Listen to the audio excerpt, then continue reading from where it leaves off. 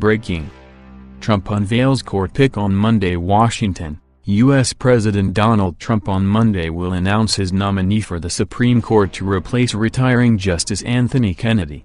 The announcement is likely to set off a major confirmation battle in the Senate, where Republicans hold a narrow majority and opposition Democrats say they are ready for a fight over Trump's court pick. In his weekly presidential address, Trump said his greatest responsibility is to select a justice who will faithfully interpret the Constitution as written. The president vowed to select someone with impeccable credentials, great intellect, unbiased judgment and deep reverence for the laws and Constitution. During a campaign rally in Montana Thursday, Trump sought to build expectations among supporters for his nominee. As you know, there is now a vacancy on the Supreme Court. And if you tune in Monday at 9 o'clock, I think you are going to be extremely happy with the selection. Right? And they are all great.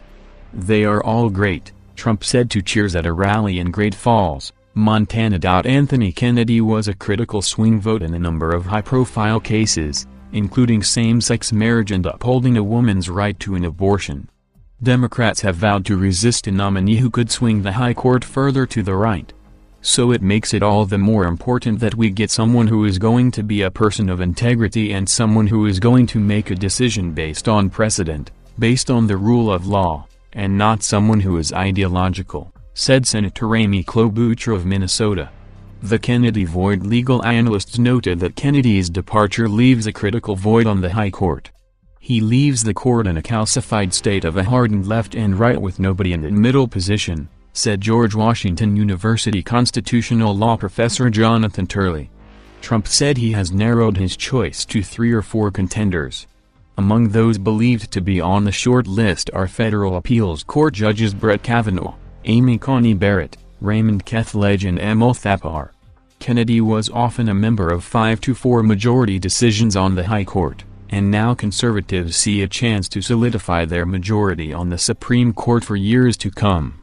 I think many on the right feel in particular that Anthony Kennedy, while broadly on the conservative side, was not as consistent as he might have been, and that the nominee of Donald Trump will have the court be much more consistently 5 votes in the conservative direction, said John Fortier with the Bipartisan Policy Center in Washington.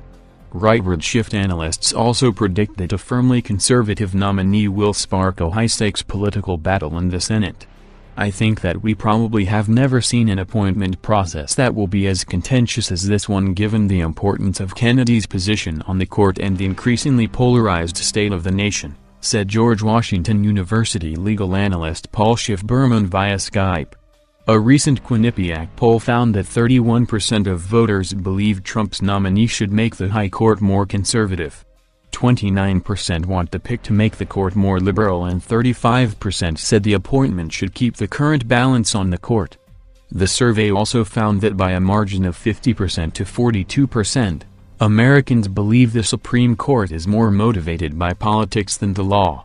Trump's nominee must be confirmed by the Senate, where Republicans hold a narrow 51-49 seat majority. A handful of Senate Democrats running for re-election in states that Trump won handily in 2016 could face a difficult vote on the court nominee. They could provide Republicans with an additional buffer if they decide to support the president.